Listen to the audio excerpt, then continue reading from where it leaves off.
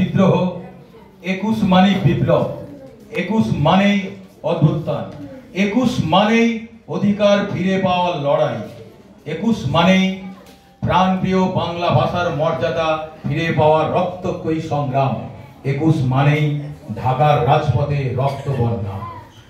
আজ 21শে ফেব্রুয়ারি ভাষা শহীদ দিবস এবং আন্তর্জাতিক মাতৃভাষা দিবস।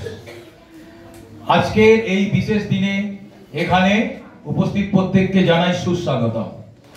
1952 সালের 21শে ফেব্রুয়ারি বাংলা ভাষার মর্যাদা রক্ষার জন্য রক্তাক্ত হয়েছিল ঢাকার রাজপথ। মাতৃভাষা বাংলা চাই, মায়ের ভাষায় বলতে চাই ধ্বনিতে মুখরিত হয়েছিল ঢাকার আকাশ বাতাস। ভাষাগত অধিকার আমাদের জন্মগত অধিকার। ভৌগোলিক সীমারেখা কখনোই ভাষাগত স্বাধীনতায় হস্তক্ষেপ করতে পারে না।